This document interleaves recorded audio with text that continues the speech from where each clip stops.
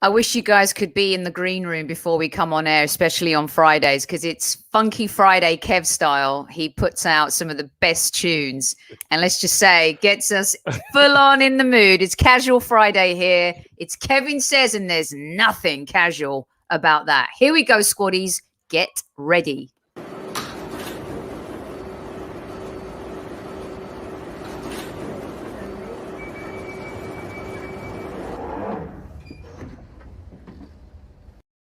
Good evening, everyone. Welcome to another live edition of the Highbury Squad. We made it to another week, and here's my podcast brother from another mother, Mr. Super Kev, Super Kevin Campbell. Bow! How are you, Sophie? I love it. I love Kev on Casual Fridays, man. You rock anything you wear, period, right? Well, we do the Dicky Bow on the Thursday, yeah. so we can get casual on the Friday. Yeah, and the squaddies will see like the Dicky Boat is in full effect with the videos this week. You sent those yesterday. And by the way, Kev, what a brilliant show yesterday we had with Rebecca Lowe, Lee Dixon, yourself, the Arsenal fans in America. If you missed it, please go to our YouTube channel. You will not be disappointed. It was absolutely epic. Hearing you and Lee go back and forth, man, that's just absolute gold, absolute gold. And thanks to our good friend Magic Mike over at the Gooners Pod for helping us make that happen as well. Brilliant Great show. Stuff, right, Kev? Sophie, absolute brilliant show. You know, the fans who come on from America, they're just superb. Ask great questions. They've got such a great feeling and a heart for. We're ex-players, you know. It's great. Lee's on NBC. I'm on here. And they come on and they've got an energy and such a great attitude about it.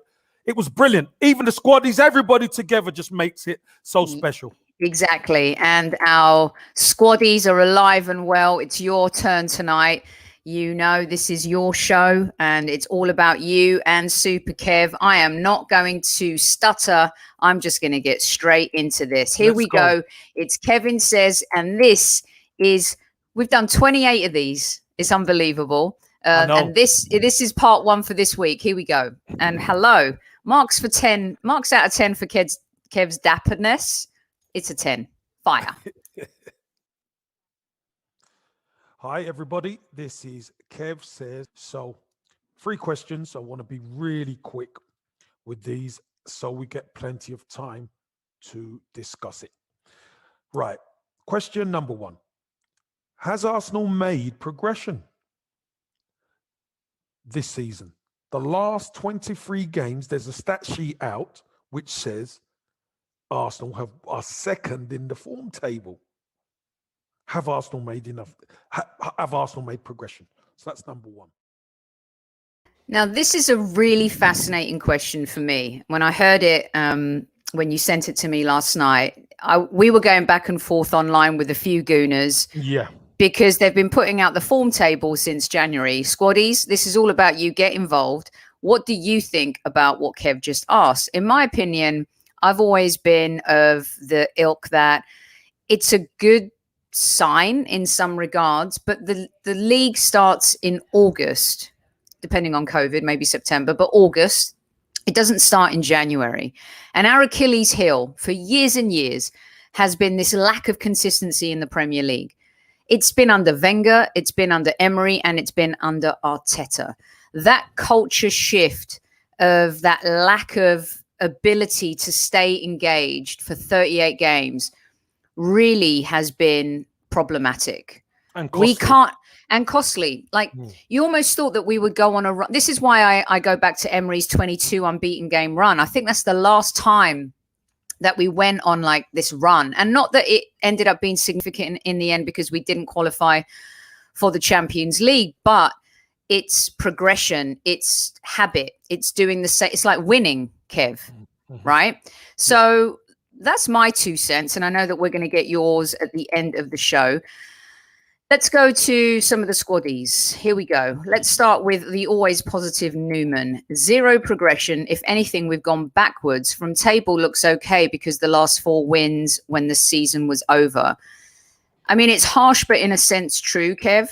You know, but if it's a 38 game season, then you have to You have to take all the games into consideration then, don't you? I personally think so. And I understand fans getting excited or being happy with the progress since January, but I don't think it's the answer. Taib, good evening, squaddies. Good evening, Taib and the rest of the gang. None at all, because Lego Hair doesn't know what direction he's taking this club. This one from Cheque. Did the exit of Ozil, Kolasinac, Sokratis and Mustafi help our form? What do you think about that, Kev? Because that's an interesting pickle, that one. Well, our form picked up when they left. That's what I can say. So, Che, if that's your name, yeah, our form did pick up when they were out of the dressing room, actually, because they were at the club up until January. And then when they left, we kind of started picking up some form. And look, I will summarize at the end, but just to add to what you're saying, Soph, it is a 38-game season, and we were awful pre-Christmas, weren't we? We were awful. We were terrible, yeah. We were terrible. But that wasn't the question. Right, exactly. The question was, have we made progression? Yeah, and you can't split the season in half. It's you can't, but you have to take it as is. It is 38 games, and whoever wants to say, "Oh, it's because of the last 4 games," it doesn't matter. It's a 38-game season. Exactly. Things are going to happen during the season, so you take the rough with the smooth, the good with the bad. And if it was a half season, Spurs would be champions. And, you know, we know how that goes. Didn't they? In December, Kev. In December. Demsec adds, that's very interesting. Post-Ozil exit and performance improves. I think the dressing room, like Kev said, there's a lot to do with that. So very important for sure. Wayne, good evening, Wayne. Defensively and away from, especially versus the top 6 teams. So, Kev, one thing I will give the team credit for this season, our away form in the latter tenure of Wenger was awful. And then Emery's away form was awful. We've steadied the ship away from home, and now we're terrible at home. And it works that way sometimes. You know that. I mean, look at Manchester United. Manchester United's home form ain't brilliant. No, it's awful. It's their away form that has really propelled them, because they're on a run of unbelievable games away. But it's at Old Trafford. And let's be honest, Sophie, I done Curtis TV last week. Or was it earlier on this week? No, earlier on this week, I done Curtis TV. And Curtis put up our home form over the period. And I said on his channel that normally is a sackable offense. Because there's draws and losses back to back. You just see them. There's hardly any W's. And for Arsenal Football Club, that's not good enough. But because Arteta was brought in to change things, to rip that dressing room apart, that's the reason why I asked the question, you see, about have we made progression? Because it's easy to throw our toys out the pram and say we haven't, because look where we are in the league, etc., etc., etc. But if we're really honest and we look at, okay, for the last 23 games, we're second only to Man City. If you'd have asked me that before I seen that, Sophie, I would have said, no way are we up there. Which makes it even more frustrating, doesn't it? Exactly. You win a couple of those games, and we are right there for Champions League.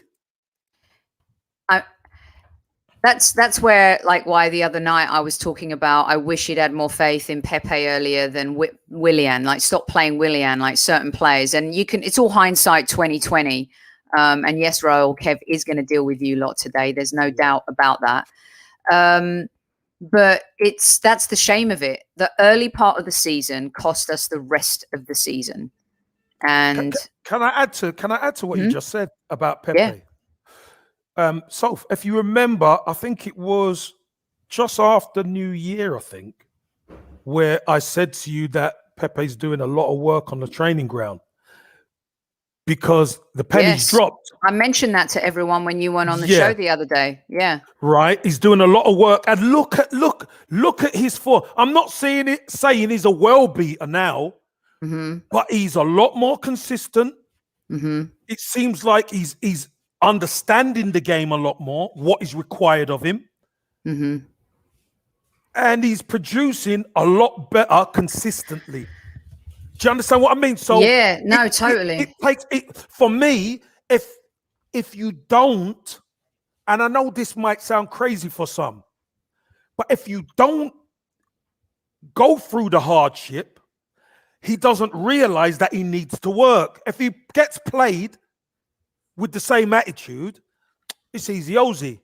But because he's been in and out, all of a sudden, what do you want me to do? They say, well, you need to get on the training pitch and work. He does it. All of a sudden, you're seeing the results. You told us that a couple months ago, maybe 3 months ago, and I brought it up on the post-game show the other night because, as you know, I've given him a really hard time, but I've eaten my Pepe humble pie because he really has been one of our better players this season. And despite the adversity, Kev, exactly what you say, you can tell he's put in the graft and the hard work. And you're seeing it, and you're seeing the results on the pitch, which is the beauty of the game, right? That's right. Yeah. So I totally agree with you. Mark, good evening, Mark. Good to see you back in chat. Apart from no silverware, on overall form, stats show we have improved this season. We're used to winning of the last six and a half years, Kev, the FA Cup here and there. I mean, it's disappointing that we didn't get further in the FA Cup. That League Cup seems to be, haven't done that since when you were at the club. 93. It's crazy when you think about that. Let's see. Yes, that's a follow-up from you. Our disruptors were gone and suddenly we improved, not a coincidence. Right. I just wanted to say go on. That many people wanted Ozil back in the squad at times, and because we weren't creating enough. But Mikel Arteta stuck to his guns. And look, listen, he's taken a lot of flack, and rightly so. The fans ain't happy because this ain't the Arsenal we know and love. Of course, I get it.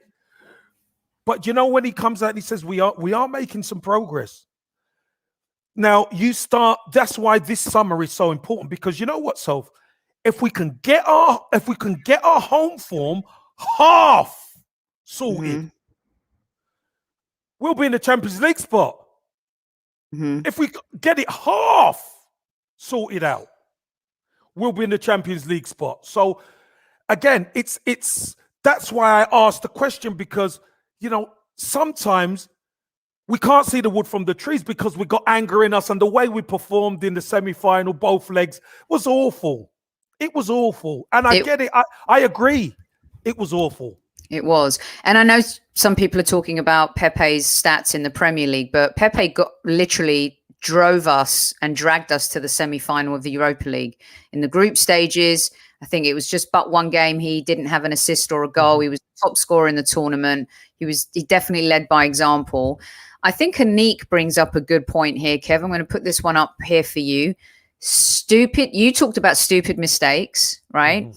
Stupid defeats against Wolves and Burnley put us in this position and this spot, as Anik says. And it's not just Wolves. It's losing twice to Villa, losing twice to Everton. You know, only getting 1 point off Burnley this season. Wolves haven't been great this season. Couldn't beat them either.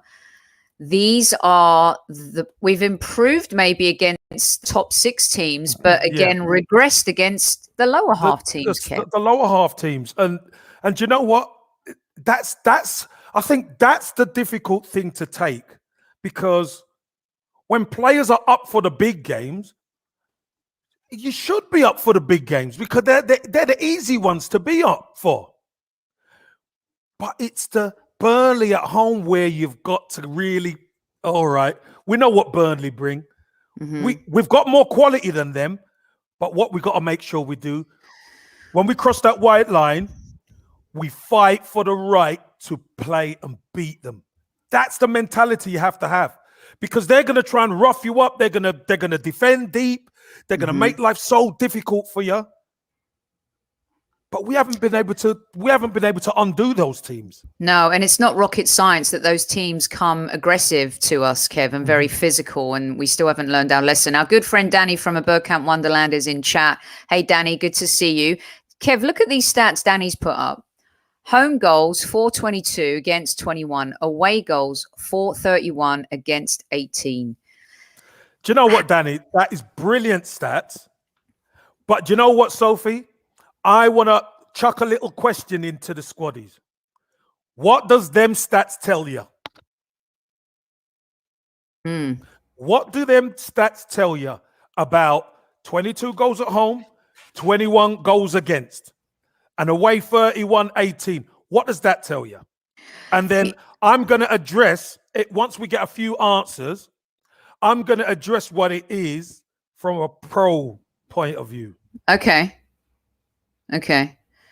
Zamir says still 10th in the table is what it tells him. And Anik follows up with being diabolical against Everton, Villa, those 4 games. Alan is saying home form will improve with the return of fans to the ground. I agree with that. Even though our fans are a bit quiet at the Emirates, Kev. No, but you see, Sophie, this is the fallacy is our fans are quiet. That's a fallacy. They're not as loud as it was at Highbury, but they still make noise. But the key is having people in, because what does that do? It puts pressure on the opposition, and it puts pressure on the referee and linesman. That's what it does. That's the home advantage. That's 100%. Can't argue with that. That's absolutely true. I've got a few answers for you, and we look forward to hearing yours towards the end of the show. Elbatch, we can't break teams down at home, Kev. Julian says we lose narrowly, we win narrowly. Akindele says we're not giving up goals, we can't score. That's definitely been an issue. We've talked about the Liverpool model. They built from the front to the back. Arteta's building from the back to the front. And so that's going to be really interesting. Akshat says next season away from home won't be the same, as every team will have their home fans. Mohammed says it's individual errors and stupid mistakes and red cards.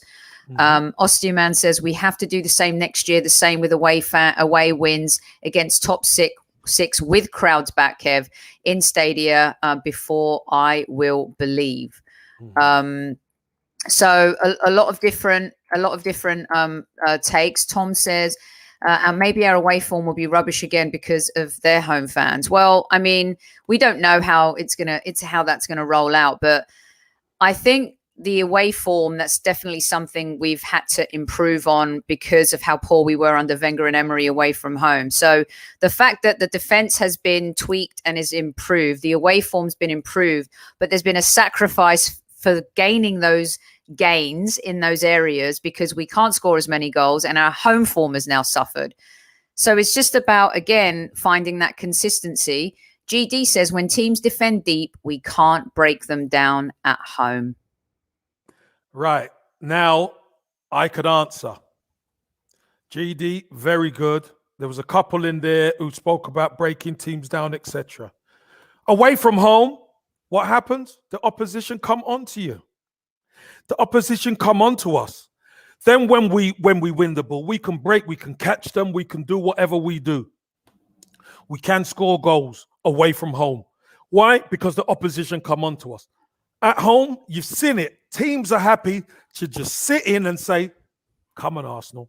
Come on, break us down. Yep. We're happy not to even go and attack yet for 45, 55 minutes. But you can't give us your best shot. And we haven't been good enough to break them down. And then what happens? We start getting we start getting gung-ho a bit. We start leaving spaces, and then we attack. Then they break on us, and next minute it's against Aston Villa. Do you remember a couple of their goals were just breaks? Yes. All Counter, the way through. You know, I think it was Jack Grealish bounced Bellerin like he was a little baby, bounced him to the side, went through, put it to Ollie Watkins, and he put it in. You know, stuff like that where you still have to keep your smarts, but we're not smart enough. Why? Because we haven't got the right players yet. But I'm sure that will be addressed this summer. Yeah, and a lot of people have also added about the efficiency with possession, you know, fans returning, but a lot of people kind of reiterated the sitting back. Breaking down, yeah. I mean, breaking down. I mean, Kev, is that because he doesn't trust who he has yet? Because next season, do you expect our home tactics and strategy to be much more aggressive? Oh, without a doubt. Without a shadow of a doubt. I tell you why. Because I don't know if when we watch the game, Soph, Mikel Arteta wants to press, but we see the team back off. Why? Because either one of two things. Either they're not committed to doing it, or they're resting. You can't be either or. If they're resting themselves versus they're resting themselves. Because let me tell you something. To play a pressing game, Sophie, is hard work. And it's hard for everyone, especially the front boys. That's what we used to do under George Graham. We used to press and harass, and then what you find is you win the ball higher up the pitch, and then you could hurt the opposition. But when you do not press, the opposition get a little rhythm, and they could knock the ball about. I mean, we saw Villarreal stroking the ball around at the back, and we're thinking, is this a training match, or is this a semi-final to get into the final? No, it's 100%. This is crazy. Yeah. Okay, before we play Kev's next question, just this one for you, Kev, from Osty Man. KC, don't you think in hindsight, if Arteta played a settled central pairing more often, we might have won more games? A settled pairing, I think we've struggled with injuries. That's the problem. We know who our best two are in the midfield. But, you know, Thomas Partey never had injuries. He's had what, 3 or 4 injuries since he's been at Arsenal. And I think right up until now, we've still been kind of nurturing him and trying to just make sure he gets through games. So, again, Spanish football and English football, totally different. Yeah. The game's the same, but the physicality is different. So he has to get up to speed on that physicality. But that comes with having somebody beside you as well who can get about the pitch and sometimes what you do, sometimes when you work as a peer, I say, right, Sophie, you go for 5 minutes. I'll sit. So you go and use your energy for 5 minutes and go chasing and all that. And then when you're done, you say, right, Kev, it's your turn. I say, all right, it's my turn to go. So I can do it. That's how you use it. You use it as a piston, a pivot. But we don't, because Saka can't go. No, he can't. No, and because he can't get back. Right. And you know what's really interesting on last night's show, you and Dicko, you were talking about when you wanted to get in the game, and then he'd be like, "What are you doing back here? Get off!" But he said, "Oi!" But you know, he would swear, "Effing get up there!" He said, "Your job," Kev, is you concentrate on that fullback. You stop him getting the ball, you make my life easy. So you can imagine the radar's up. Yeah. I'm like, that fullback, you throw it there, goalkeeper. I'm pretending I can't see. You throw it there. As soon as he shapes to throw it, I'm on my way. So you can imagine, I'm bearing down on you. You've got the midfield players shutting. You've got the forward shutting over. Where does he go? A lot of the times we're trapping them. We're winning the ball high. The crowd go like that because you're putting people under pressure. And Kev, the leadership in all the roles, like even you as a young player coming into that team and then your progression, but the leaders on the pitch, I think, and when I say leaders now, I don't mean you got to yell at people and whatever, but it's just saying the right things at the right times in the game. But you need experience. Mm-hmm. You need to be comfortable enough, because, a lot of these players might have done it at their other clubs. But again, you wear the Arsenal badge, Sophie. Mm-hmm. It's different. When you go to the big, it's different. A lot of people are like, we're just happy to be here. But no, if Arsenal sign you, get your big boy pants on, because it's time. Do you know what I mean? It's time. You got to stand up, because all the information that you can receive and you can give is so important. Completely agree with you.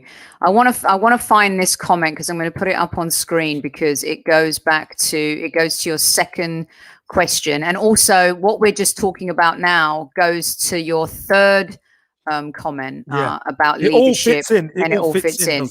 I will find that comment, but I'm going to play Kev's question number 2. Because someone wrote in chat just now, Kev, do you think if we spend 150 million, Arteta can get us top 4? You set it up nicely, so brilliant. Here we go. Question number 2. Stan Kroenke, the dilemma.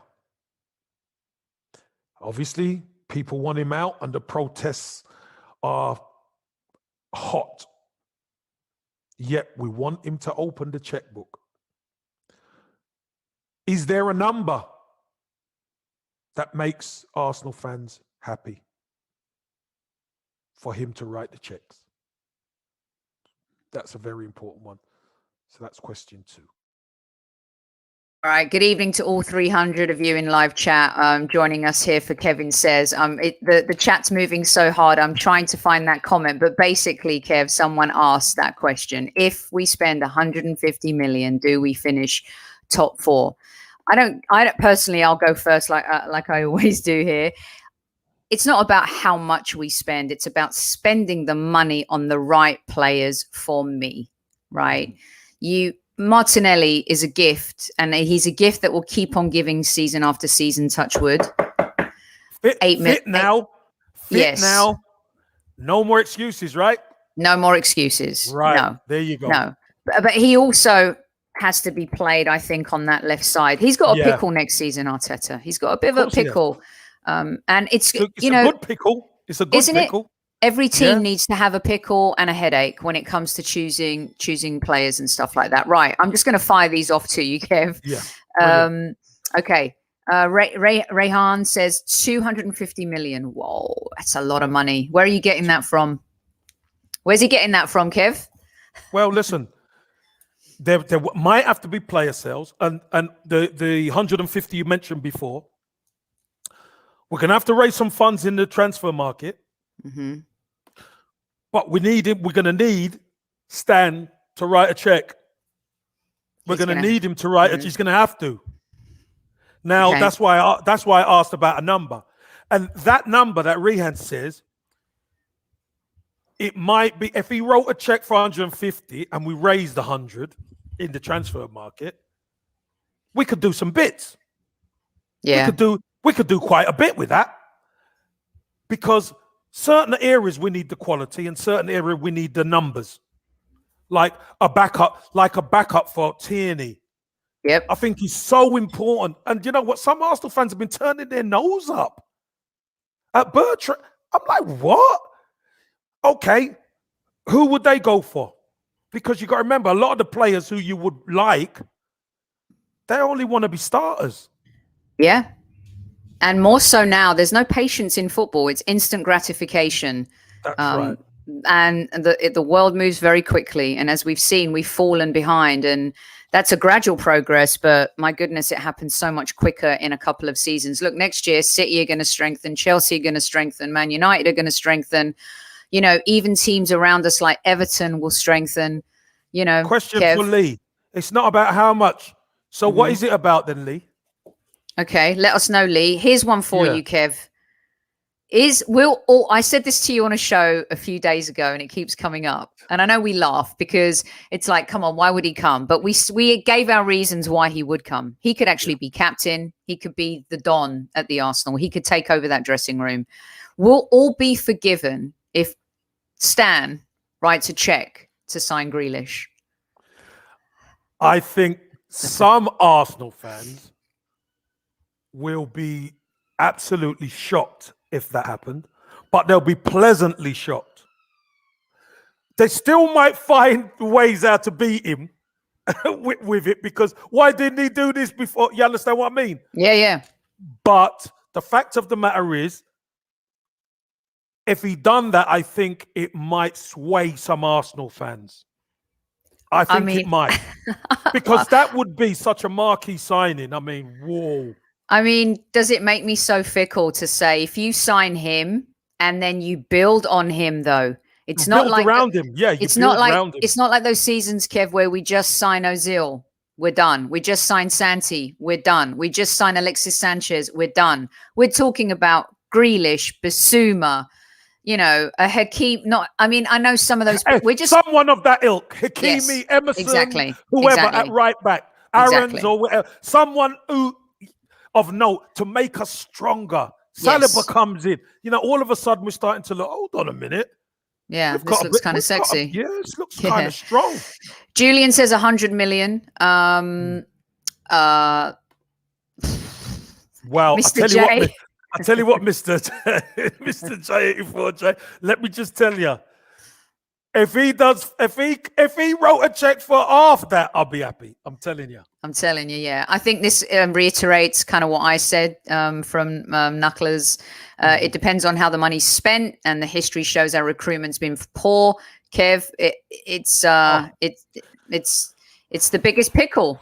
Got to get it right.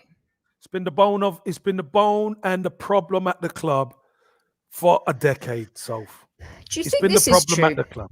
Do you think this is true, Kev, from Alan, for you? The problem is most of our players play for the dollar, not the badge. I don't think that's true of a lot of our players. I think that's just a brush maybe players are tainted with now because of the Ozil situation and how that came across.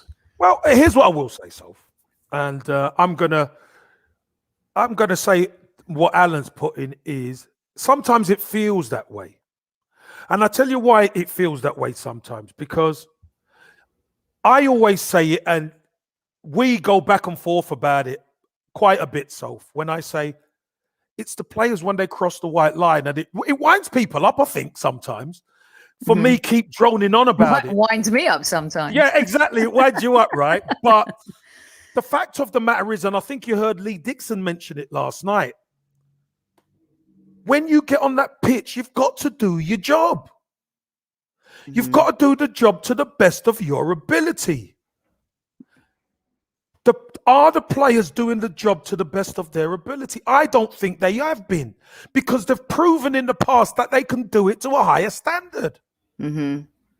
So I can understand what Alan said about, are they playing for the dollar and not the badge? I understand that, because it feels that way at times. Because when they don't turn up in games, especially at the Emirates, it's not right. It's not right. In the semi-final, 2 legs, they don't turn up. That's not right. It's not. And I want to switch. I think Ryan asks a really brilliant question here, because we've talked a lot about DNA and culture. George Graham built a DNA and culture. Wenger inherited it, twisted it, modernized it, future ready for today's game. And then we saw the decline of that culture too, with the enable behavior of certain players. Ryan says, Kev, you talk about culture. Is it possible to buy culture in terms of players? Of 100%. 100%. George Graham, and I made this point yesterday on our pod with Lee Dixon, and I got asked a question, I think it was MK asked it, about players. No, it was Jessica asked it about the defining moment, a moment where you could say that changed the football club or whatever. And I mentioned about the likes of George Graham signed Nigel Winterburn, and then he signed Steve Bold, and he signed Lee Dixon. And I remember fans were saying, we're signing lesser players, because at the time, Kenny Sansom was our left back and Viv Anderson was our right back. But George Graham knew what he was doing. That culture, that different, because you're talking about experienced international players who do things their way. Mm-hmm. George Graham wanted to mold a back four, back five into the unit. And sometimes he said you can't teach an old dog new tricks. So we had to get his own guys in, get them groomed and ready and tight. And that back four was back five has been the foundation of that Arsenal squad for how long? It was ridiculously a long time. And something we've tried to emulate, Kev, for years and years and years. And still to this day, you know. And you know what, Soph? Culture is as much attitude. Okay, so this is Christoph. Here's one for you. Christoph says, some players who developed the culture were purchased, not developed. The culture is derived from the mentality, skill, commitment to being great and the willingness to do whatever it takes to do it. And Kev, you talk about that all the time. Well, Christoph, here's what I will say. If the culture isn't at the club, new players coming in don't create that culture. Mm-hmm. The culture is, as Lee Dixon said, when they came in, they realized these guys bled Arsenal. And we just wanted to be connected to it and understand it. Mm-hmm. Because the culture was already there. You bring guys in who are happy to come on board.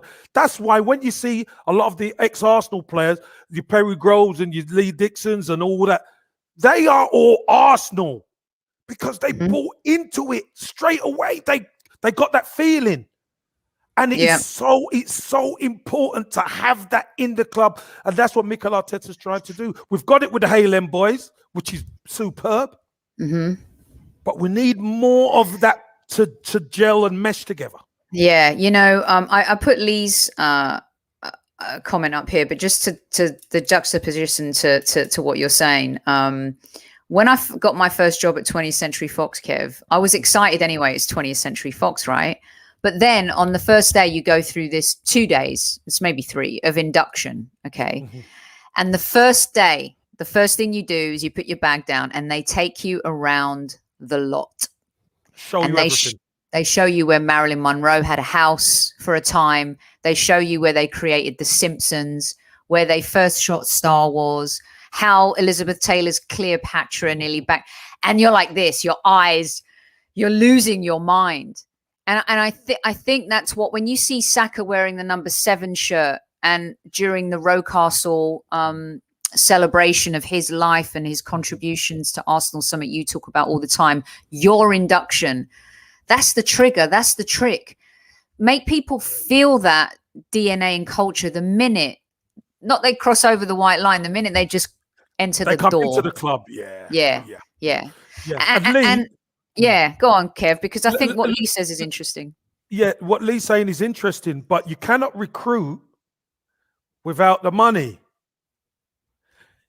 You have to sell, of course you do, but to get the right players in, you're going to need some money, Lee, because we can't do it with fresh air. So we're going to need some money to get the players to make us happier with what goes on that football pitch.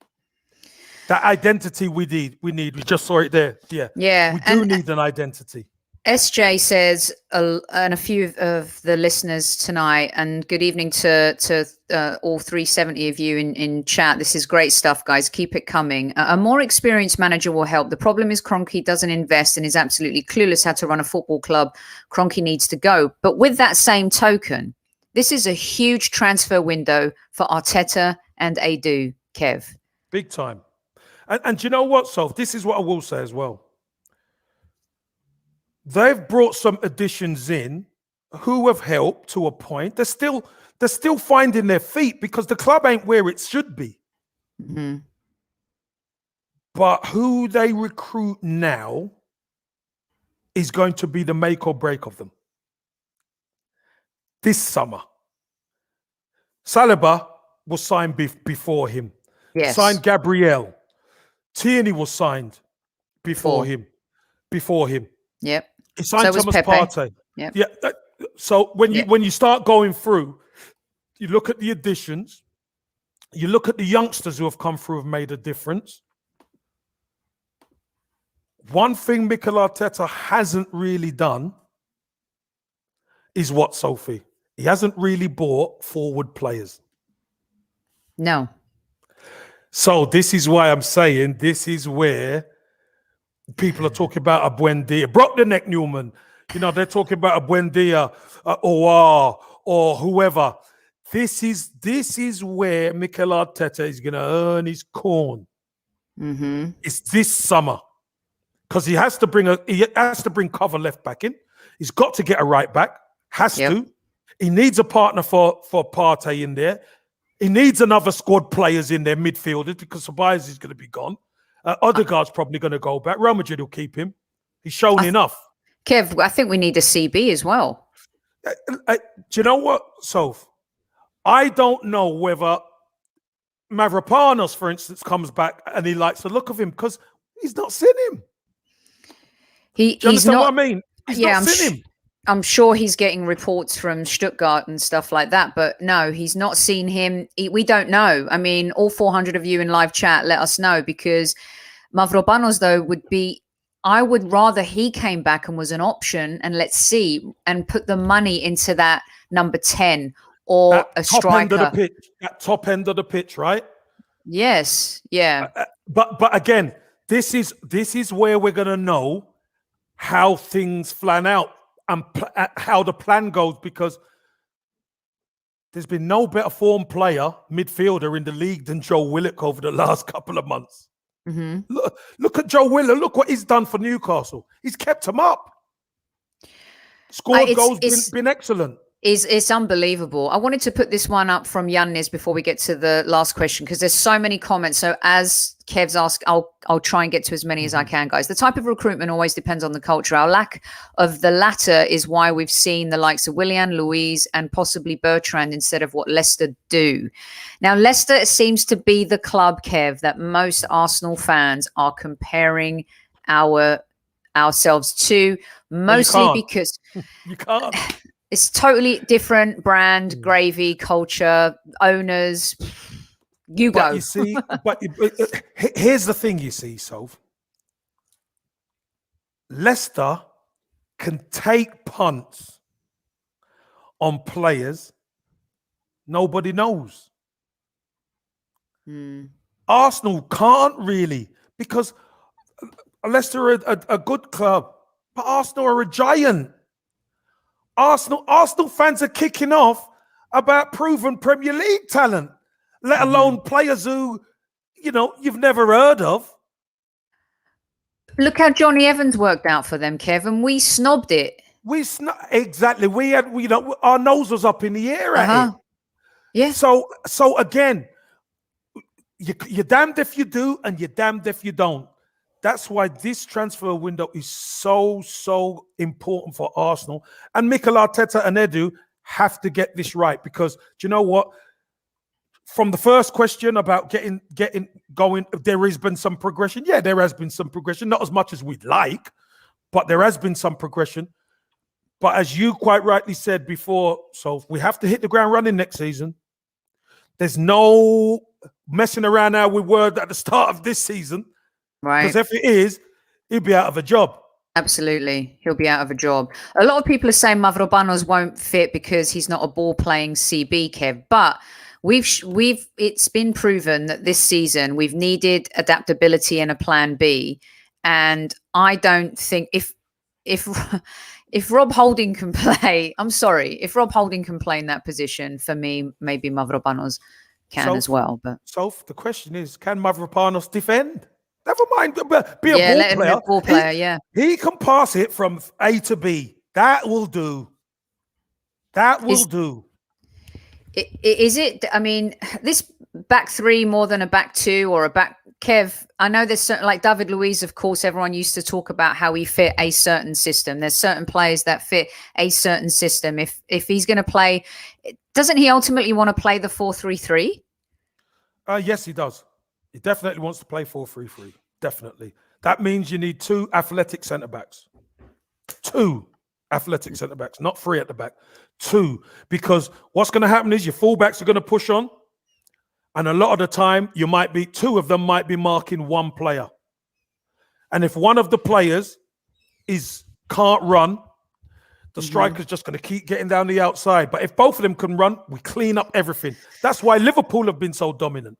Right. That's why I prefer, like, let's see how Saliba and Gabriel can play together. Obviously, maybe Mari and Saliba will play well together in certain games. Mari not having the pace, but Saliba having all of the attributes strong in the air, fast pace. You know, Gabriel and Mari, we're told all the time they can't play together because they're both left-footed. So, you know, we'll see how that all works out. Right, let's get to the third bonus question from Super Kevin Campbell.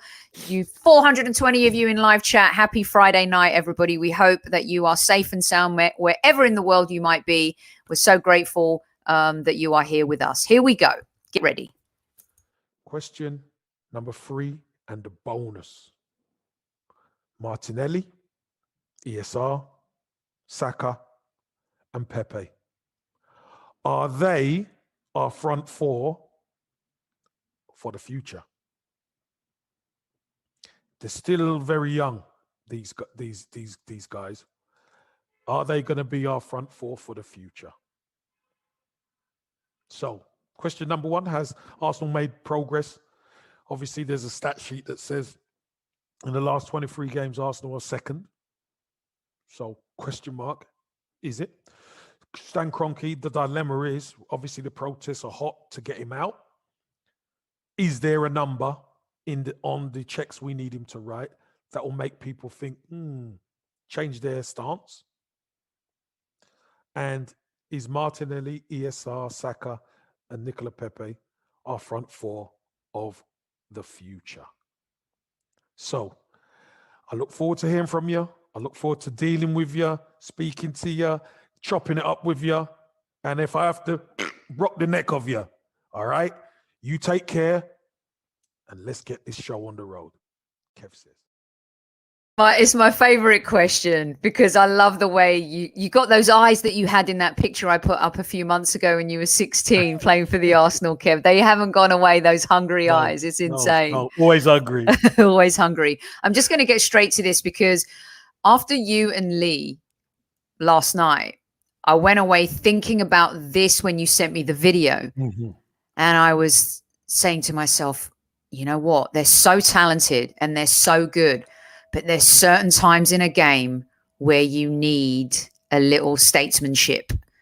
And that's my biggest concern. Do I trust them to go out and play?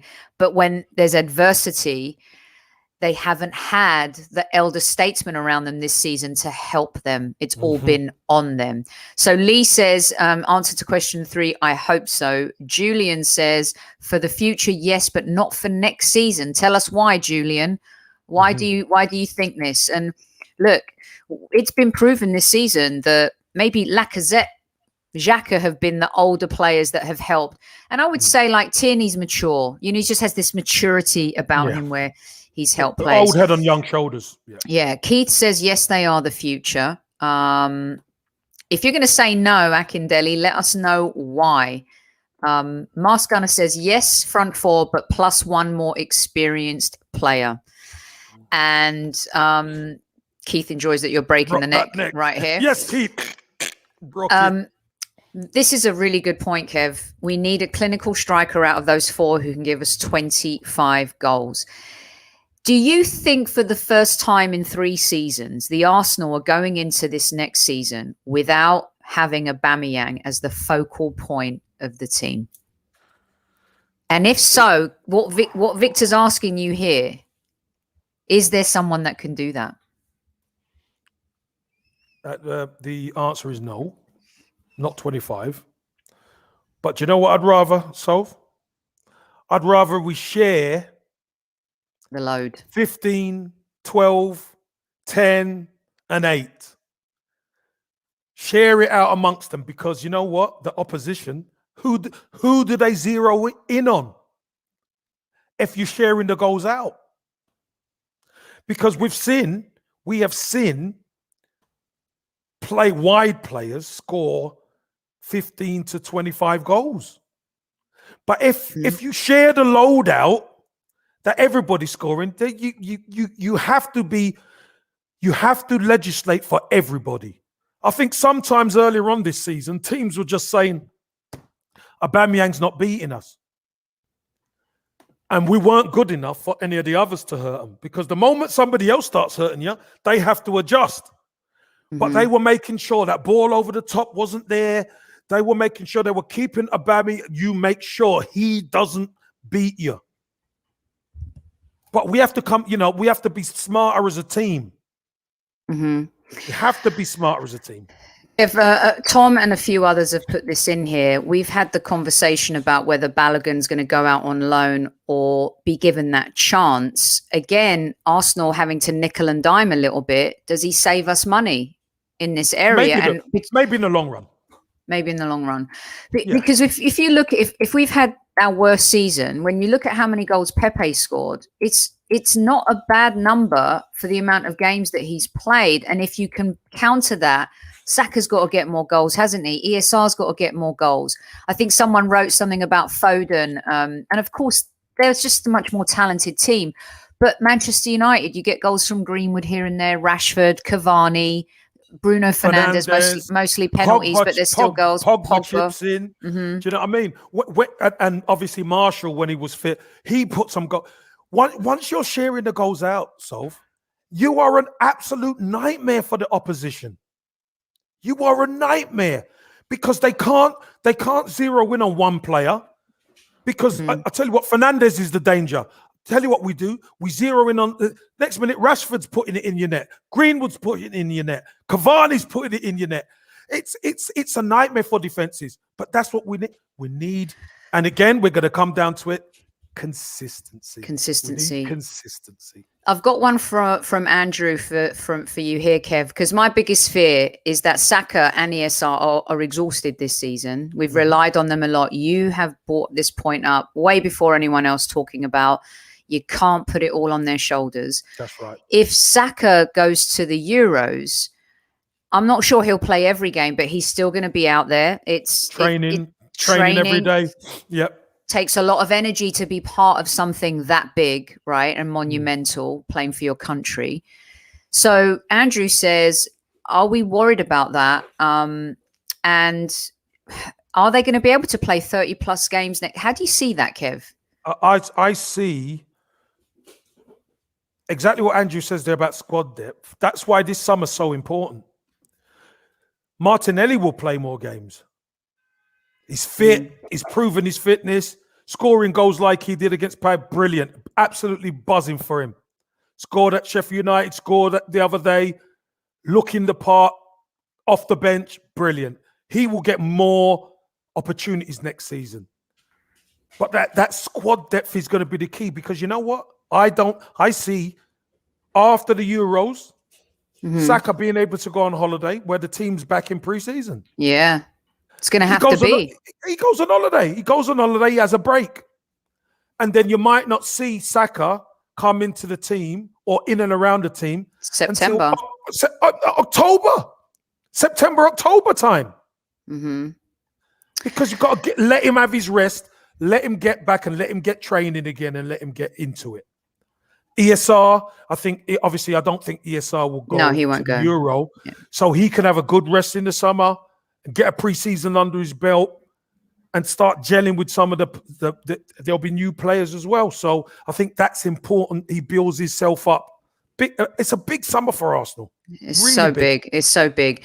Good evening, Curtis. Welcome. Thanks for joining us in chat. Kev, what do you think about Curtis saying that we can't write off Aubameyang yet after one bad season, 2.5 very good seasons? Create and he will score. Very good point. That is a good point.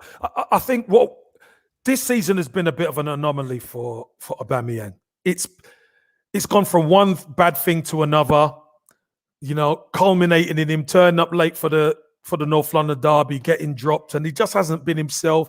His mum, obviously being not well, has played on his mind, etc. It's been a season to write off for Aubameyang. Let's be honest. Mm-hmm. But what we need next season is a hungry Aubameyang.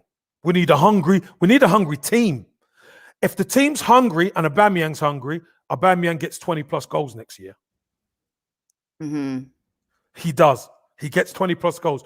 But if he doesn't, if he's not hungry, then obviously Lacazette probably will play more. And we rely on other players.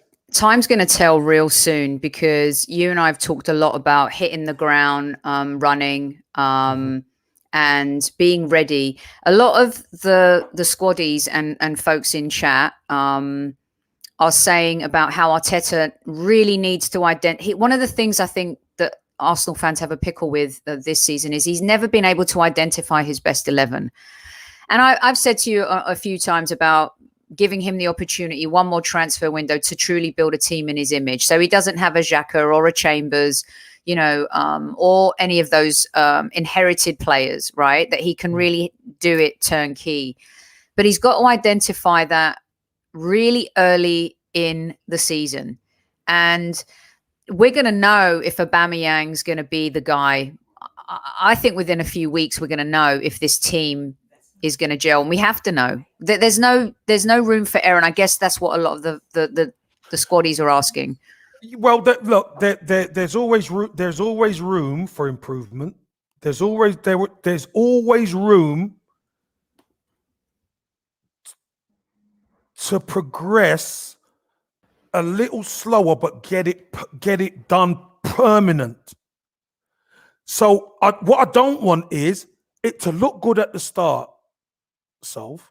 3 or 4 weeks, it looks the business and we're all buzzing. The next minute, it just disintegrates because we think it's all done and it isn't. I'd rather it take a little bit of time to gel, get some results, of course. But at least we're starting to see, look, right, we've got a back four in place now. Do you understand what I mean? Mm-hmm. The back four is solid. The midfield can battle with anybody. These are the box checkers for me. I think it's really important we tick these boxes because we haven't seen it this season. Not enough. Kev, you talk about a United dressing room and no problems, no issues, no drama queens. Do you believe there's no issue between Aubameyang and Arteta? No, I think there was an issue. Of course, I think there was an issue, especially when, Aubameyang's that type of character. He's happy-go-lucky. 10 minutes late's nothing to him. Mm-hmm. But it means something to the manager. And it should mean something to the captain. So I get it, but I think there has been a problem. But I think that problem will get ironed out, I'm sure. If it doesn't, then I'll be honest with you. If it doesn't, then the manager probably might sell him. Yeah. I mean, it's a pickle, and a lot of fans think Arteta's destroying Aubameyang's spirit. A lot of people say it's his personal issues. A lot of people think he was embarrassed about the North London derby. It's not been the same since then. But I think He's not been the same. He's not been the same all season. Yeah. All right. Brilliant stuff from the squaddies. You guys are epic. And I think now we need to get Kev's answers to his own questions. One of my favorite parts of the show. And you're right, Newman. Nobody likes a pickle unless it's fried, of course. And hopefully we can fry some teams next season. And we're going to need to. We're going to need to, Sophie. You're damn right. We're going to need to. So going to the first question, which is, has Arsenal made progression? Arsenal have made progression, although you have to, looking at the stat, sometimes we think it's false. Because like I said earlier on, so if you said to me, Kev, in the form table for the last 23 games, do you reckon Arsenal would be in the top 4? I would say no. Because you would say, look at the job Thomas Tuchel's done at Chelsea. They've been flying, haven't they? Mm-hmm. But 23, Arsenal was second. But I'm a realist. It's the whole season. It is 38 games, and we've said it a few weeks ago, where we're going to be judged where we finish on 38 games. Yeah, people say, yeah, but we're 10th in the table and all that. Let's see where we finish. Let's see where we finish. And if we finish 10th, we finish 10th. We finish 9th, we finish 8th. I think we could go up to about 7th if things go our way. So let's see. Now, yeah, has it been a great season? No, it has been awful. It's been painful as Arsenal fans. But has some progress been made? Yes, some progress has been made. It won't please everybody, but sometimes it's the progress you make when nobody really gets it. That is the biggest progress. So when you start adding a couple more pieces, and then all of a sudden the team starts doing well, you're like, so where was this last season? But actually, the final 23 games, we were actually doing that better. We were second, and then we could carry it on. That's, I think, is going to be the key to what we do. Can we carry it on with the addition of better players? So that's number one. Okay. Interesting stuff, Kev. Number two, the Stan Kroenke. Who's writing the checks and for how much would appease the Gooners? The dilemma. I call it the dilemma because, let's be honest, there's the Kroenke out movement, the protests, and everything like that. But we're saying it's a most important summer. Mm-hmm. So, we want you out, owner, but you're going to have to write a check. You can't write this sometimes. Listen, this is football. And like I say, the check, 150, 175 million. We've got to move and shake, we know. We've got to move and shake with certain players. We've got to get... But I think we just need that bit of quality. We need a bit of star quality. We've seen when Odegaard came in and he started playing, and look at that ball he put through for Martinelli on Wednesday. It was against fantastic. Palace, yeah. Fantastic. We don't see enough of that. Mm-hmm. But again, Odegaard's not our player. He's going to go back to Real Madrid, and Real Madrid are going to keep him. So we need better players at the top end of the pitch to help the likes of Saka, Smith Rowe, Martinelli, to help Lacazette, who I believe is going to sign a new contract, a 1-year extension. If Aubameyang's there, to help Aubameyang, to help Nicolas Pepe, we need better quality at the top end of the pitch. And if we get it, and we get we got obviously the fullback, Saliba comes in, we get Basuma. Listen, that check's going to have to be a decent size. Like I said, 175, but we're going to have to move and shake as well, Soph. And yet still, we want him out. Yes, that doesn't mean the checks, but it doesn't mean that we want you to stay long term as the Arsenal manager. And that ball that you mentioned about Odegaard is so important, Kev, because we've been specialists at that kind of football for years. Yeah. And as bad as we were under Wenger and even under Emery, we were able to split the defense or a game in a heartbeat with a pass like that. And you're right, 100% correct on that front. We have not been able to do that enough this season. And when ESR did come into the team, that changed a little bit too. His ability to hold the ball, pass the ball, just have a vision. Play quick. Play quick. There was a goal. Could you remember the goal in the snow at West Brom? Where the ball's come into him, he's put it round the corner into Saka, then he's hit it into Lacazette, he's reversed it. He's gone through, cut it back, and Saka's brilliant, absolutely brilliant goal. Yeah, we don't see that interchange of players much. Why? Because I just don't think the players have been comfortable in their own games yet. But it's coming. Yeah. Zamir, you're so funny. And there's a lot of those comments on YouTube about Kev being Arteta's lawyer. I would say that he has been a little bit, he's been supportive of Arteta throughout the season. But if you've listened to the shows over the last few weeks, he's definitely given that balanced tune of, look, we've been rubbish. We've not been great. It's been awful. Course. But we're dealing with facts that we know in the sense that we're talking, having conversations about he's not going anywhere. So how do we deal with it? The owner's not going anywhere right now. You see, Sophie, the likes of Zamir say Arteta's lawyer. If Arteta's going nowhere, he's got no need for me. He's got no need for a lawyer. He's going nowhere. He's backed by the owner. Mm-hmm. He's got no need for a lawyer. Whether it's Arteta or another, I back the manager because I want what's best for Arsenal. We've had experienced managers in who couldn't get us into the Champions League. What part of that don't people understand? What part of that, by trying to do the same things that we've tried over the years, is the first sign of madness if you think it's going to change? The dressing room needs to be ripped up. And that's what Arteta's done. He's done it this summer. He's done it in January by getting rid of the guys. And this is where the form guide goes. The form guide says we've been better over the final 23 games of the season. With mostly them guys out of the club. It's not me being his lawyer. It's a fact. But he does love you. I mean, look, I love. I'm just saying. I'm just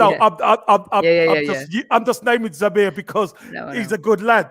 He is. But listen, I back any Arsenal manager unless it's ridiculous. But I know the job he's got to do. Getting out of a dressing room is not easy. Changing the culture, the Arsenal Football Club, is not easy. Well, having to reinvent the culture at a club that has had such incredible culture for years and years and years. And the fact that with a demanding fan base. Yeah. Okay, so how about your last question? Right. This is going to be the balance of the team, Kev. Well, let's put it this way. I'm not sure whether this is going to be the front four for the future. And here's the reason why. I'm not sure whether Martinelli can be a number 9. I think he could be a devastating left-sided forward.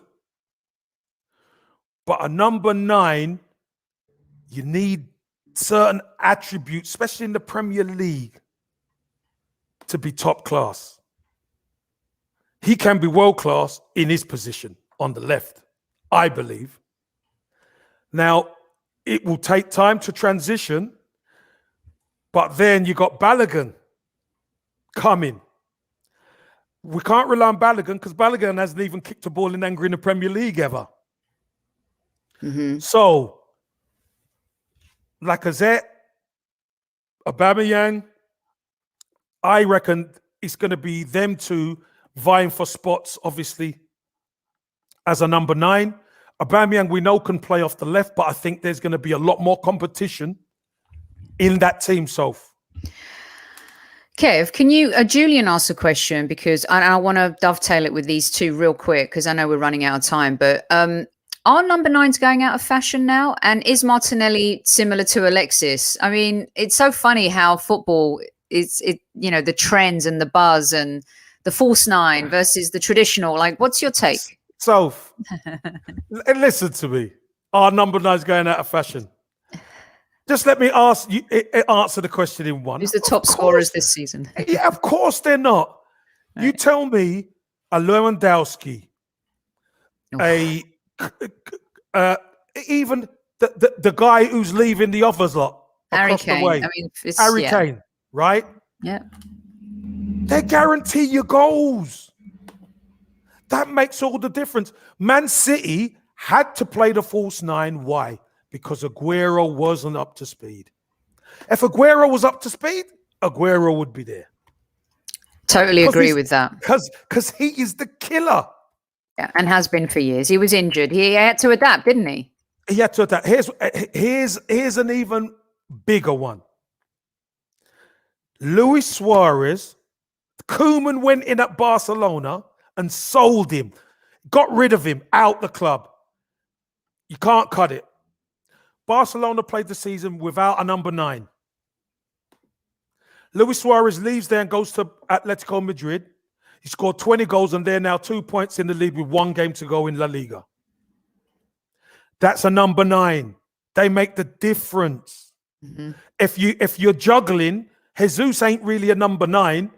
He's a forward, but he's not really a number 9 like Aguero. Or Cavani. Cavani's an older one, but he's still got the quality. If you can get a good one, my God, you keep them. You keep that number 9 because they make the difference. And that's why if Aubameyang had turned up half the season, we wouldn't be in this position. But unfortunately, that happened to us. But I honestly don't think just these 4 names are going to be enough to cut it for us. And also, ESR has been injury prone. Mm-hmm. So we have to be very careful about that. You also have to look at Arteta's taste. Is he all in on Pepe now? Does he trust Pepe? Is Pepe going to be like, when you have the team sheet, is he going to be like top 3 always on the team sheet? Saka, Sophie, of course, we know about. Sophie, yeah. It should come down to what we always talk about. Mm-hmm. Are they consistent? Play your best, most informed. Mm-hmm. If Pepe's consistent, he plays. If Saka's consistent, he plays. If you've got a team who are winning every week, you keep the team, don't you? But you know they can't play every game. So then you're looking at, okay, if I'm going to, let's say Saka was out and then he comes in. We want those guys who come in to be playing at the same level. If you can keep winning that way, now you've got a chance. Mm-hmm. But our problem has been, even when, let's be fair, even earlier on in the season when the likes of William played and then Pepe will play, we still weren't getting the production. Yeah. That was our problem. I'd love to give Balogun a chance the same way United have done with Greenwood. You know, I just think there's a fearlessness to him. And Kev, I'm just saying this based on what I see, what I've read, what I know. I haven't seen him play in the Premier League. You're right. There's something about him where a little bit like Saka and the ESR, they just love playing football. They just brush off that stress and pressure off their shoulders. Now, of course, once it comes, the team actually, they've been able to do that maybe this season because the expectations have been, the Haaland boys, they've saved us. Whereas next season, watch how people are going to treat Saka and ESR if they have bad games. 100%. But that's the nature of football, and that's the nature of this football club, Sophie. Mm-hmm. You get 1 year's grace. You only get one. Mm-hmm. That's your lot. And when you perform, and they know you can perform, you got to be consistent. Yeah. You've got to be consistent. I reckon Eddie Nketiah will be moved on. And Balogun will be moved up. I from your mouth to God's ears, because for me, I think that there's something about that kid. And Martinelli, Kev, real quick. Mm-hmm. I mean, Wenger there's always that argument. Well, look what Wenger did with Thierry Henry. I mean, now we know Thierry Henry had a God-given talent too. And of course, Martinelli's a very talented young player as well. But do you see? You said that you don't think he can be that number 9. Yeah, I don't. So he's got to play. If he's going to play on the left side, he can play left or he can play right. Right, depending. And you know what? He might be eventually because you know what, Soph? We're talking about a 19-year-old, 20-year-old kid. He's a young man. When he gets a bit older, he might then be able to grow into that position. Mm-hmm. But as a baby, I think we don't take that risk because there's a lot more buffeting goes on there as a number 9 than goes on in the wide spot. Man, wow. I mean, we're going to be dissecting this a lot. We're not going anywhere in the off season, you guys. The Highbury squad will be here, and we'll be bringing lots of different shows and content to you. Kev, I'm usually with transfers. It's so hard because we get linked to everyone every day. I mean, someone's up for sale, we're linked to them. You would hope that these guys have identified. Arteta says that they identified them from last December for January and the summer.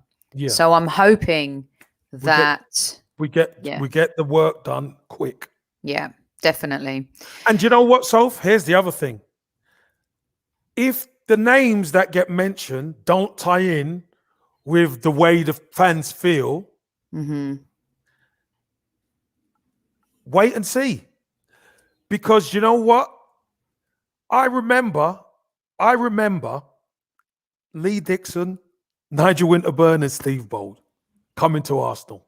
Who Kenny Sansom left, Viv Anderson was sold. And Arsenal done just fine. In fact, they got better. So household names are one thing. Sometimes you don't need the household names in certain positions. What you need are people who's going to fight and love the club. Kev, look at Cheque, West Ham, one of the best signings for this season. And Kufal, the right back. It's been them two have been unbelievable. Yeah.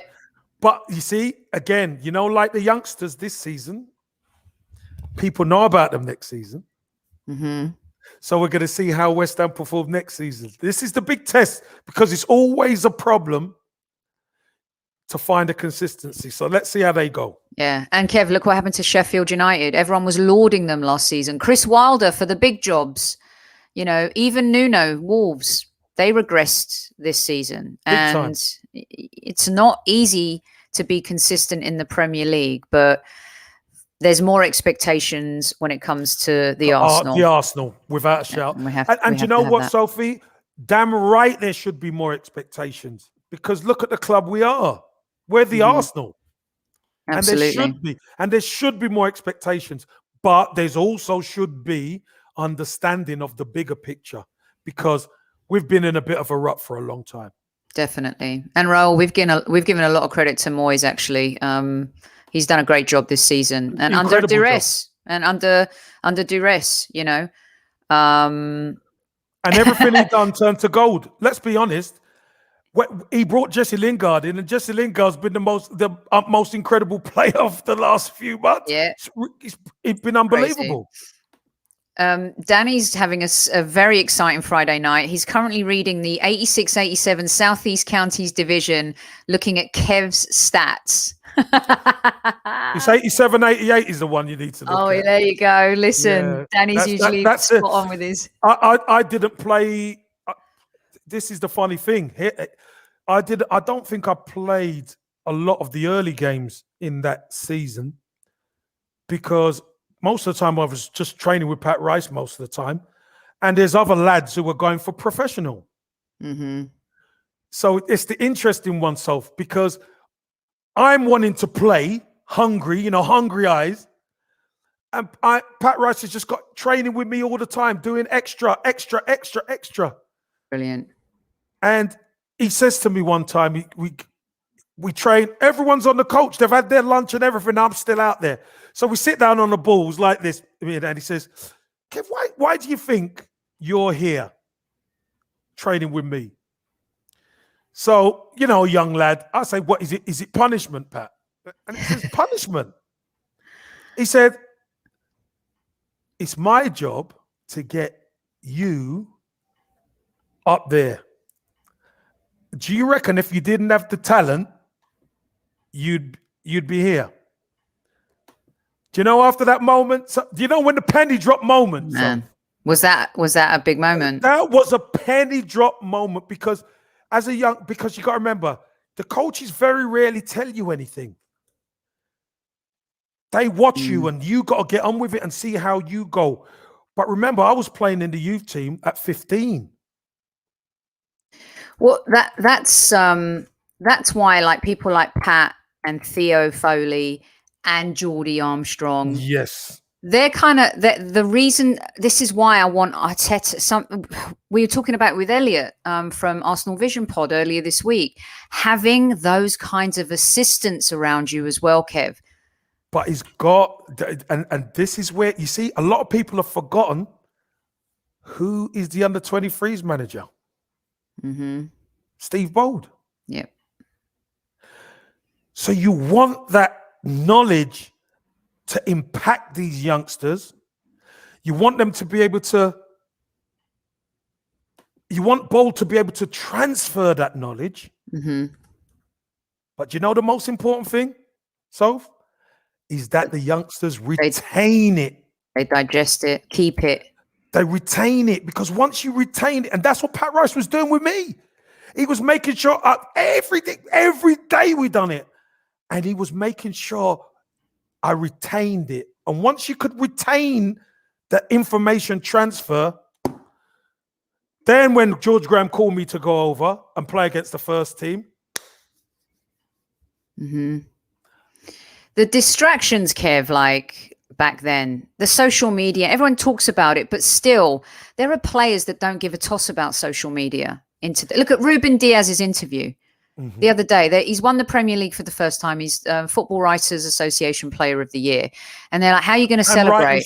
Rightly so. Yep. And he said, I'm not going to celebrate. What have I got to celebrate? We want to win another one. We want to win again. I want to win the Champions League. That mentality. Mm-hmm. That's how it. Do you know? I'm jealous of it. So, do you miss it?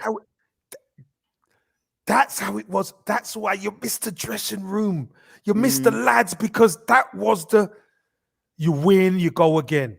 You win, you go again. You put the silverware on the side. Let's get back to training. You win, you go again. It's the biggest drug in the world, winning.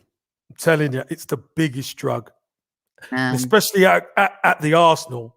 When you win at Arsenal, Soph, I stood on the terraces and I'm on the pitch and I'm winning, and my friends and family are up in the stand and everybody's cheering and clapping. Everyone's happy. And you get on that open top bus and you're seeing all the gooners and you get to the town hall, and this is the stuff that we need. I needed it at Arsenal. Not what I wanted it. I needed it. Yeah, and you know what, Kev? You passed on that drug to all of us. Different drug for us. Because the connection was there. Right. From players to fans back then, the connection was there. Because we were accessible. You could touch us. You could feel us. We drove our cars in and we'd be signing autographs at the gate and we're doing it. We were accessible. Now the players ain't so much accessible, and a lot of us came through the ranks. So a lot of people used to read the program and see, Davies coming through and Rocastle coming through and Thomas and Adams and all this. And then who's this Campbell scoring goals in the South East counties? Oh, he's the next one. Do you know what I mean? This is Merson and Hayes and Quinn and all these guys and Hilliard coming through, and so good. We needed it. We needed it. This is why, Kev, like sensible Arsenal fans who get upset, it's not the petulance throwing the toys out the pram. I want to win. I want to win. It's just everything that you've just said. It's missing that connection. This is why we love Saka and ESR. Of course. This is why we still care about Maitland-Niles and Willock. We want them, if they stay or go, we want them to be successful. Like they're a part of the fabric of Arsenal Football Club. And like for fans like me and all the squaddies and how many millions out there around the world, we just miss being in the game. Just that competitiveness, that consistent, we're in with the shout, but knowing that our players are with us and we're with them. That's so. I think what you're saying is that you tell me if I sum it up now. Mm-hmm. The team that goes out onto the pitch is an extension of you. Yes, is an extension of the fan. And when the going gets tough, they get going. They fight. They battle.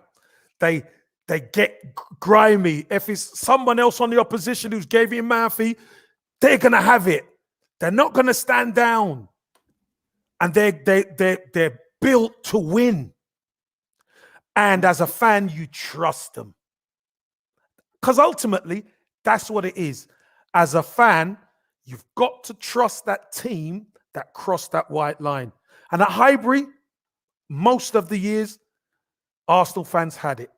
But we haven't kind of had that at the Emirates. We've had some good sides, but we haven't had that team where you could say, now that is the Arsenal. We haven't had it yet. Brilliantly put. Trust.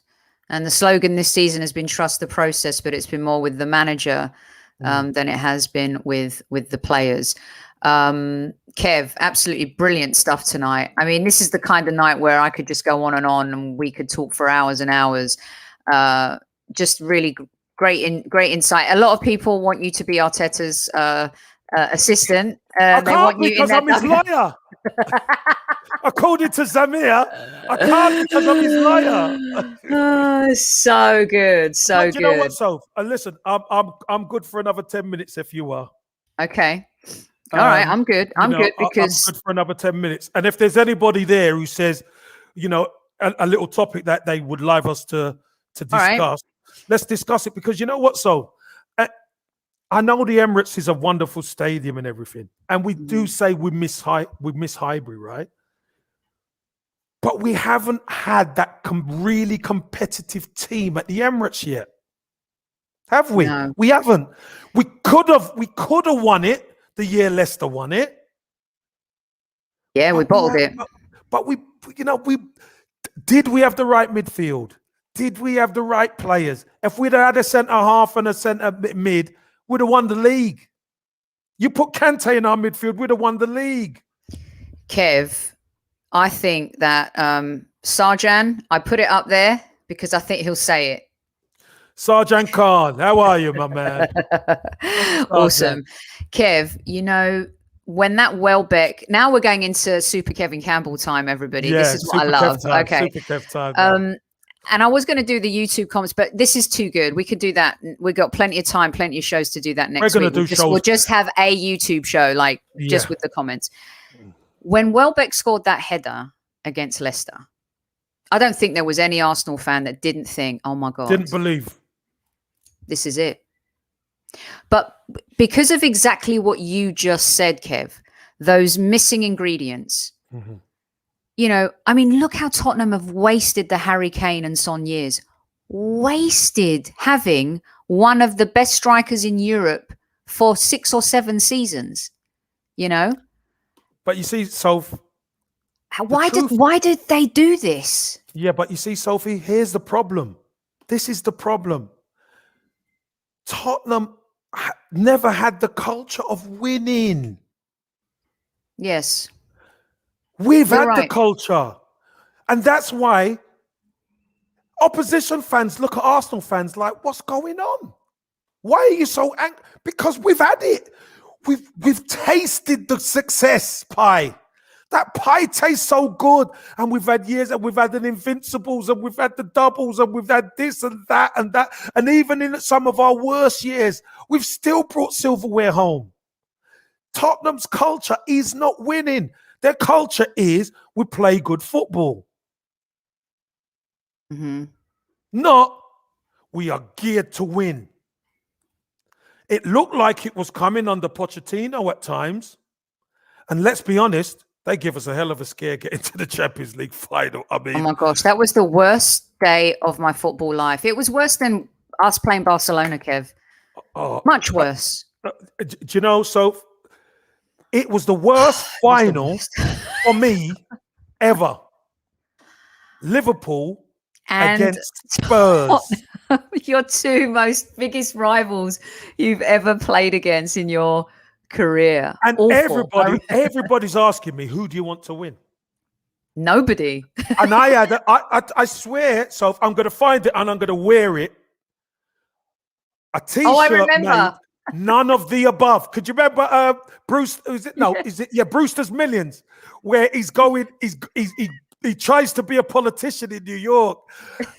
And he says, who do you vote for? He says, none of the above. Don't vote for anybody. Sophie, I went into hiding. My phone was off. I didn't watch the game because I was petrified that they would win. And Jeannie Tal. Were you petrified? I was petrified. Yeah. No, I was petrified. And listen, the rivalry with Spurs is the worst for me. Yeah. Obviously. That would have been worse. It would have been. It's the worst. Yeah. So their culture isn't built on winning, but it looked like they were getting there. Yes. And thank God they're going to regress for years now. They really are. They had their chance. They're the kind of club that just can't sustain it. I mean, at least we've won like 4 FA Cups. We've tasted, a bit of success. And, even though we didn't win the Premier League, we were always in the Champions League. And we knew we couldn't win it. But we got to a final. And then after that, it was about the money and just being able to rebuild. And that didn't happen. So now we find ourselves here. But, Kev, it was things too like... seeing Robin van Persie go to United and win the league the year after, even Alexis Sanchez has won one now with Inter Milan. These are the things that have gotten us Arsenal fans to a frenzy. Mm-hmm. It's like a bad relationship, right? You're in it and you're living it, but you're always like, oh, you know what? It's going to be okay. We'll figure it out. And then something else happens and the reality, but you just keep trying to push and make it work. And it just doesn't in the end. And now we're in that breakup mode. Who are we breaking up with? The manager, the players, the owner. Yeah. It's a mess. It is a mess. See, like Zamir, seeing Fabregas in a Chelsea shirt. I mean, he had to come back around, but Adebayor, Nasri, all of these players going to City, winning shit. Yeah, but Sophie, I'm going to say it again. It's not as if we never spent money around that time. We spent money.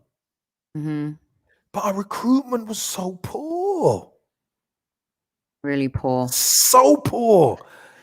Because, listen, offensively, we had a team who could compete offensively. Our problem is when teams came and rolled their sleeves up, we couldn't match them. Mm-hmm. And that's why we needed that centre half and centre midfielder. But Arsene Wenger wouldn't go and buy one. He wouldn't buy them. No. And that really hurt us. And it's not saying he's a bad manager, because Arsene Wenger's a great man. He's a great manager. He's a great man. I've met him a few times. A lovely, lovely man. But when you're looking at the team, we should have won a title at the Emirates by now. We should have, Kev. And you know what? When I look at the list of players we whiffed on, oh God, I stopped looking at that list like last year, because it just fuels that, gets your blood boiling, And Wenger, you've said it before, and we respect Wenger and what he did, but my God, did he screw things up? And this is why I don't like Arteta. I don't, there's something about him. I'm not sure he's the right guy. And time will tell around October, November, Kev. We're going to know. We're going to know the kind of manager he really is, because he'd have really had. It's going to be his team. It's going to be his team. It's going to be his team.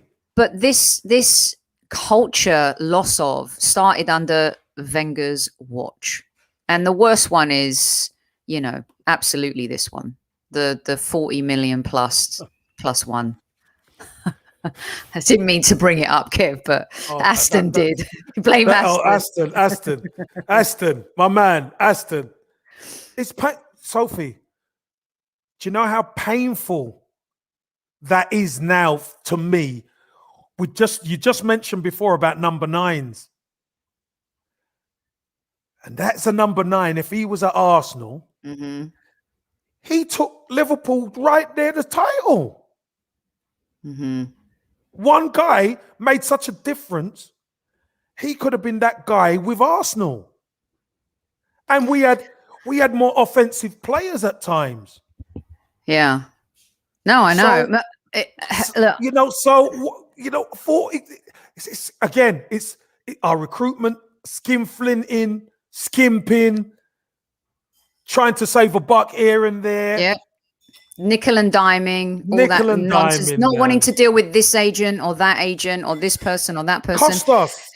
And Mohammed, I'm criticizing him for the mistakes he's made. I've criticized Emery, Wenger. It's okay, It's all good, They're not. Listen, Mohammed. Let me just say this. They're not. They can be criticized, and they're not away from reproach. You can reproach. You can broach the subject that they get things wrong. Mikel Arteta is going to be the manager next season at the start of the season. So it doesn't matter what we say. I said it on Curtis TV. When you see that, it's a sackable offence. Yeah. But because of the bigger picture, what's going on, he's going to get the opportunity to make this team his. Once it's his, then he's going to have to get a move on. Yep. Wow. Mahrez too. So they're putting them up. Listen, do you know what? There was there was 3 of them Leicester players. Same. Kante, Mahrez, and Vardy. Right? Yeah. When the likes of Jamie Vardy turns round, come from non-league, can turn round and say, I'd rather stay at Leicester, that should have told us everything. Yeah. Yeah. About Arsenal. I mean, seriously. Oh, my God. Stop, you guys. I can't. With another show. Well, Yaya back then wasn't the Yaya Toure that developed. Really. But I understand where you're going, Archangel. Yeah. Mr. Waffles popped out and came back in and said, oh, my God, you guys are still here. Yeah, Hilarious. This is Super Kev time at the moment. Super Kev time at the moment. Super Kev. Well, look, Kev, I love... we're going to do a lot more of that dressing room stuff. It's going to be cool. We got a lot of shows coming over the summer period. We're going to do some Euro stuff as well. We're going to be back next week. We got Monday Madness. We got a great show on Wednesday. Kevin says we'll be back. We'll do the YouTube stuff next week as well. The hits just keep on coming in live chat, Kev. Put a couple up. Just put a couple up. Come on, let's see a couple. Jamie Vardy in our team would have been sensational.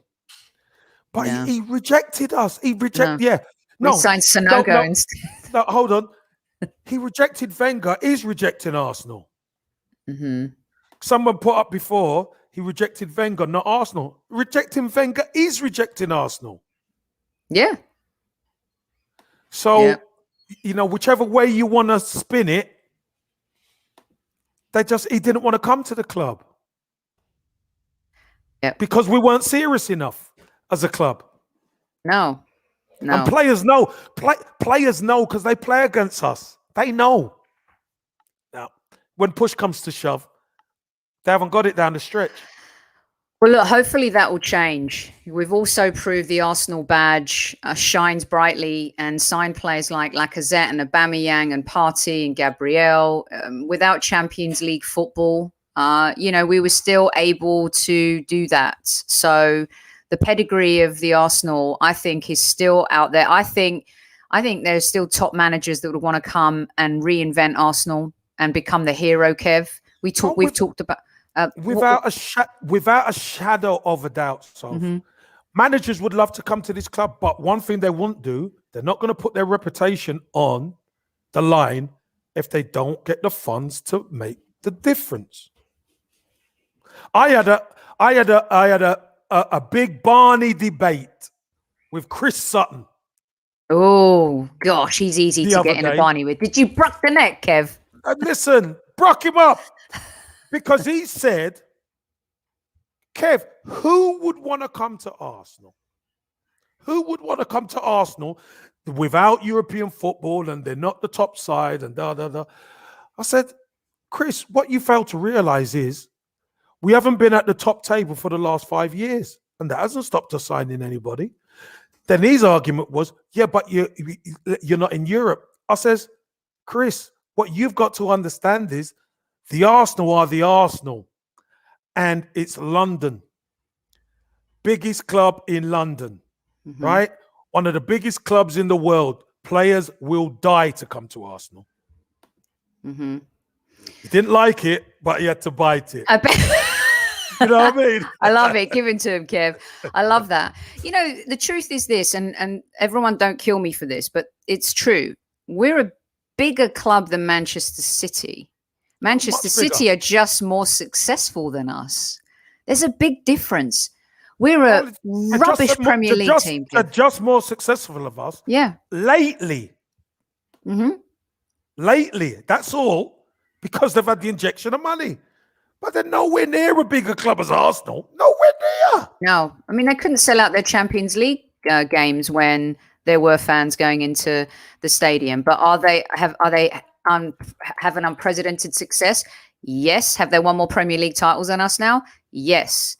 But there's a difference between success and a big club, right? Ajax is still a big club. You know, they haven't won in Europe as much as they did back in the day, but I don't know. We'll see. I live in hope, Kev. I really do, because right now the only way is up. Love from Belfast. John, nice one. The tide will turn. And I truly believe that, John. We had to start doing things differently. And it began in the summer, and it continued, as you rightly said, Soph, it was probably our best window in years getting the deadwood out. And remember, we're not going to crow about the progress, but progress has been made. This is important.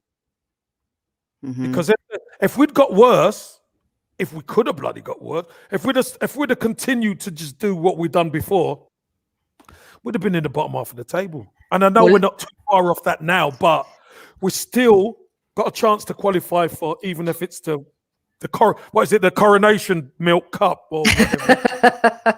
Yeah, you know? And Temp, if you guys want a little optimism, Temp says we'll finish top 4 next season. Look, we'll take that. And Arsenal Alex, welcome aboard. If you haven't subscribed and you've enjoyed the show tonight, please do so. Hit that like button on the way out if you hate Tottenham. I mean, Kev, it would be rude not to, wouldn't it? But by the way, Soph, can it happen on Sunday? Can it be St. Tottenham's Day again? What do you think before we leave? What's your prediction for the game, and are we going to do it? Listen, they're playing Leicester, right? They're playing Leicester, and Leicester. Leicester have to win. Have to stand any chance of Champions League, and even then, it's in Liverpool's hands. So they have to win. Yes. I think we'll finish above them. Listen, let me tell you something. If we finish above them on the last day of the season, right? Like that Newcastle when they lost like 5-1 or something, 3-4. I don't know how many seasons ago was that? After the season and heartache and pain we've had, you've been getting abused by Zamir calling me Arteta's liar. Let me tell you something. I will be. I would listen. I'll be calling my Spurs mates. They will not pick up the phone to me. I can guarantee you that they won't. Even I will get on that bandwagon, because I found it very hard to throw stones at glass houses with them, because it's just been so bad. But I will get involved in that banter for sure. No. And Tom says there's one dislike button. It must be Chris Sutton. He's a good lad, you know. He's a good lad. But, you know, he can be cantankerous. He can be cantankerous. Yeah, he's a good lad. Can.